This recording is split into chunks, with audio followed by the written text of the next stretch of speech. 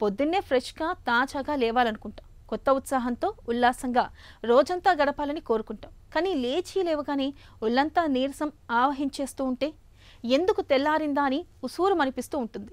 రోజంతా ఒకటే బడలికగా, నీరసంగా, నిస్సత్తువుగా ఉంటే ఏ పని చేయబుద్ధి కాదు. ఓపికంతా జావగారిపోయి, ఒంట్లో అణువణువు డీలా పడిపోయి, రోజంతా బద్ధకంగా, బరువుగా బండిని లాగించాల్సి వస్తూ ఉంటుంది.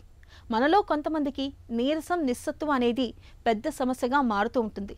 వైద్య పరిభాషలో క్రానిక్ ఫేటింగ్ సిండ్రోమ్గా పిలిచే ఈ సమస్యకు యోగాలో ఒక చక్కటి పరిష్కారంగా చెబుతారు నిపుణులు. అంతులేని నీరసాన్ని అధిగమించేందుకు ఉపకరించే యోగాసనాలు, వాటి సాధనలో మెలకువల గురించి ఇప్పుడు తెలుసుకుందాం.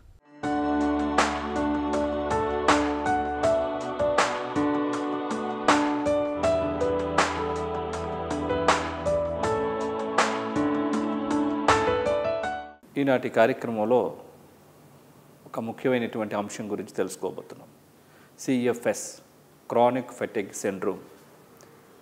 ఇది అతి సంక్లిష్టమైన మరియు అతి దీర్ఘకాలకరమైనటువంటి ఒక వ్యాధి. ఇది ప్రధానంగా అలసట మీద ప్రభావం కలుగజేస్తూ ఉంటుంది, ఇమ్యూనిటీ మీద ప్రభావం కలుగజేస్తూ ఉంటుంది, నిస్సత్తువ మీద ప్రభావాన్ని కలుగజేస్తూ ఉంటుంది.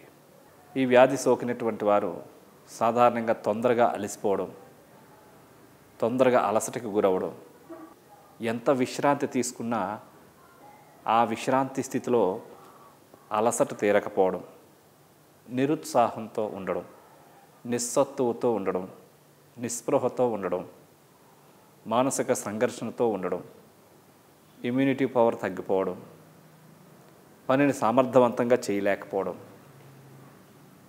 ఈ రకమైనటువంటి ఈ యొక్క వ్యాధి లక్షణాలు.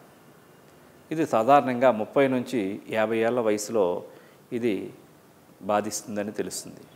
మరి యోగ శాస్త్రం ఏం చెప్తుందంటే, యోగాలో కొన్ని ప్రత్యేకమైనటువంటి వ్యాయామాలు, ఆసనాలు, ముద్రలు, ప్రాణాయామాలు, సూర్య నమస్కారాలు, ఇట్లాంటివన్నీ కొన్ని ప్రత్యేకమైనటువంటివన్నీ చేయడం ద్వారా బాడీ సిస్టమ్ను మళ్ళీ రీజువనేషన్ చేసి ఇమ్యూనిటీ లెవెల్స్ పెంచి ఆ యొక్క శరీర తత్వాన్ని కూడా మార్చుకునేటటువంటి అవకాశాలు ఉన్నాయి. మరి అందులో భాగంగా కొన్ని ముఖ్యమైనటువంటి ఆసనాల గురించి మనం తెలుసుకోబోతున్నాం. అందులో భాగంగా మార్జాలాసనం, విపరీతకరణి మరియు ప్రాణముద్ర. ఇప్పుడు వాటిని ఏ విధంగా చేయాలో చేసి చూద్దాం. ముందుగా మార్జాలాసనం చేస్తాం. దండాసన భంగిమకి రావాలి. కాలు రెండు స్ట్రైట్గా పెట్టుకొని, ఇప్పుడు వజ్రాసన భంగిమకి రావాలి. లెఫ్ట్ లెగ్ ఫోల్డ్ చేయాలి, రైట్ లెగ్ని కూడా లెఫ్ట్ లెగ్ జతలో ఫోల్డ్ చేయాలి. ఇప్పుడు రెండు చేతుల్ని మోకాళ్ళకి ఒక 1 ఫీట్ డిస్టెన్స్లో అరిచేతులు నేలని ఆడించాలి. మోకాలు రెండు మధ్యలో ఒక 1/2 ఫీట్ డిస్టెన్స్ ఉంచుకోవాలి. ఇప్పుడు శ్వాసను తీసుకుంటూ తలను పూర్తిగా పైకి లేపాలి, వెన్నెముకను కిందకి ఉంచాలి. ఇప్పుడు శ్వాసను పూర్తిగా విడిచిపెడుతూ వెన్నెముకను పైకి లేపుతూ తలను పూర్తిగా రెండు చేతుల మధ్యలోనికి తీసుకొని రావాలి. ఇదే విధంగా శ్వాసను తీసుకుంటూ నిదానంగా స్పైన్ డౌన్ చేయాలి. శ్వాసను విడిచిపెడుతూ హెడ్ డౌన్ చేయాలి.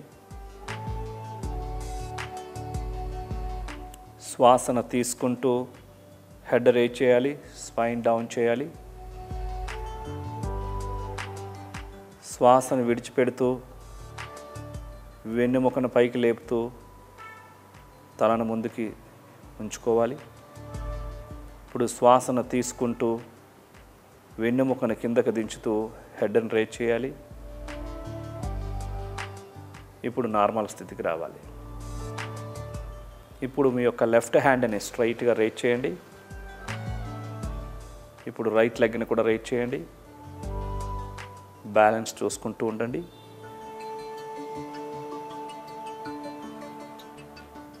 ఇప్పుడు లెఫ్ట్ హ్యాండ్ని రైట్ లెగ్ని రిలీజ్ చేసి, అదేవిధంగా రైట్ హ్యాండ్ని రేజ్ చేస్తూ ఇప్పుడు మీ యొక్క లెఫ్ట్ లెగ్ని కూడా స్ట్రైట్గా రేజ్ చేసి ఉంచాలి. ఇప్పుడు మీ రైట్ హ్యాండ్ని లెఫ్ట్ లెగ్ని కూడా రిలీజ్ చేసి వజ్రాసన భంగిమకి రావాలి. వజ్రాసనం నుంచి బయటికి రావాలి. ఇప్పుడు విపరీత కరణి చేస్తాం.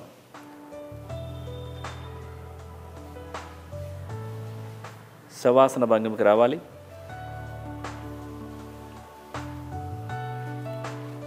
ఇప్పుడు రెండు కాళ్ళని ఫోల్డ్ చేసి ఇప్పుడు రెండు లెగ్స్ని కొద్దిగా లిఫ్ట్ చేస్తూ ఒక జర్క్తో శరీరాన్ని పైకి లేపి రెండు చేతులతో వెన్నుముకకు సపోర్ట్ ఇవ్వాలి. అర్ధ సర్వాంగాసన పోస్చర్లో ఉండాలి. 1 2 3 4 5 6 7 8 9 10 లెగ్స్ ఫోల్డ్ చేసి నిదానంగా స్పైన్ కిందకి డౌన్ చేయాలి. ఇప్పుడు రెండు కాళ్ళు స్ట్రైట్గా ఉంచుకొని శవాసన భంగిమలో విశ్రాంతిగా ఉండాలి.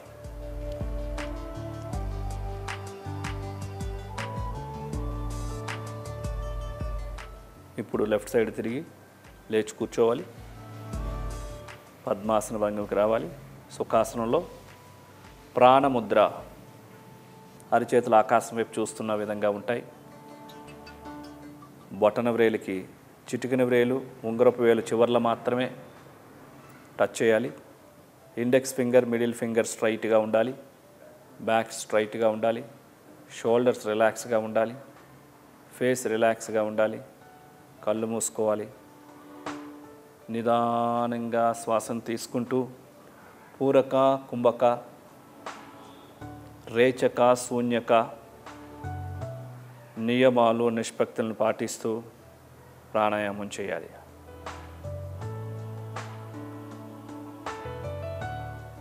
When you are inhaling, receiving health energy from nature.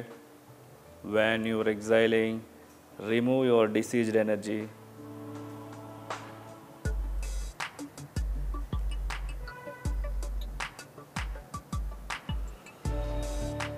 శ్వాసను విడిచిపెట్టిన తర్వాత విశ్రాంతిగా ఆపాలి. ముద్రను రిలీజ్ చేయాలి. నిదానంగా కళ్ళు తెరవాలి.